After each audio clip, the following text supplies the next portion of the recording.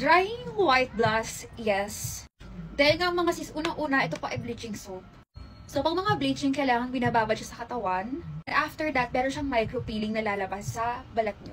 Carry lang naman if, number 1, maganda ang lotion mo. For me, hindi gaanong visible yung mga balat-balat niya sa katawan ko kasi I always use this Vaseline Gluta-Hya.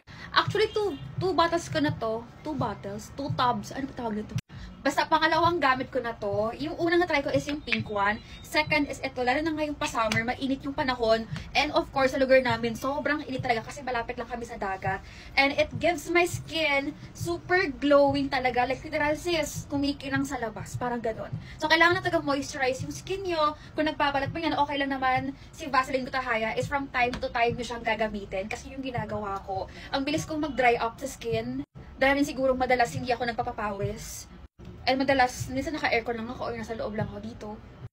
At hindi pa ako kontento dyan mga sis. Minsan nahaluan ko siya nito. Etong, ano ba tawag nito? Basta ayan, nakalimutan ko. Pero it's from, Japan. So, para sa face to siya. And then, minsan ginaganon ko siya para mas, ayan, mas makintab siya, Like, gusto ko talaga parang glass skin yung katawan. Of course, almost 2 years or 3 years na ako user ng Siglo. So, ayan, meron siya SPF 70. Ang hilig ko talaga mag-layering ng mga hindi lang perfume, hindi lang pati lotion mga sis, hindi lang sabon yung ginagamit ko tig-2, pati lotion mga sis. So, ayan siya. Dahil ito sobrang bango niya. Ito yung newest variant nila. So, wala itong white cast. Hindi siya instant puti.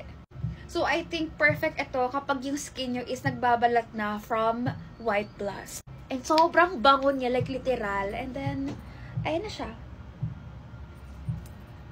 Healthy glowing skin.